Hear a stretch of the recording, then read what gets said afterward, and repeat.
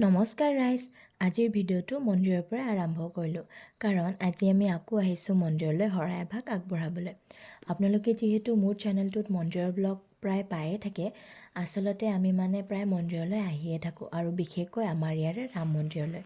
তো তেনেকৈ আজিও আহিলোঁ। আজি আচলতে ভতিজাটোৰ নামত শৰাই এভাগ আগবঢ়াব আছিলে, তো তেনেকৈয়ে বৌহঁতৰ লগতে আমিও আহিলোঁ আৰু আহি ইয়াতে প্ৰসাদখিনি সজাই ল'লোঁ। যিহেতু ঘৰৰ পৰা ধুই মেলি আনিছিলোঁ, ইয়াতে সজাই দিলোঁ আৰু এতিয়া মন্দিৰত আগবঢ়ালোঁ আৰু প্ৰসাদখিনি আগবঢ়াই এতিয়া ৰামপ্ৰভুৰ আশীৰ্বাদ ল'লোঁ।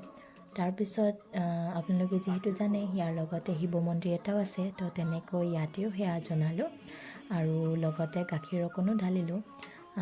এয়া বাবৰ ওচৰত সেৱা জনালোঁ আৰু তাৰপিছত প্ৰসাদখিনি উলিয়াই দিলে, আমাক ভগাবলৈ দিলে।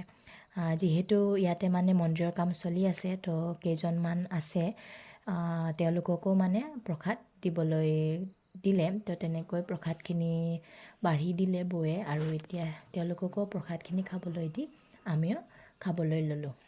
আৰু এতিয়া প্ৰসাদ খাই মেলি এতিয়া আমি যাবলৈ ওলালোঁ আৰু যোৱাৰ আগত এখন ফটো উঠি ল'লোঁ। এয়া মই, দাদা, বৌ আৰু বাইদেউৰ লগত, লগতে ভতিজা আৰু ভাগিনো আছিলে। তো তেনেকৈ আজিলৈ আহিছোঁ। আশা কৰোঁ হোলীত আপোনালোক সকলোকে ইয়াতে আকৌ লগ পাম।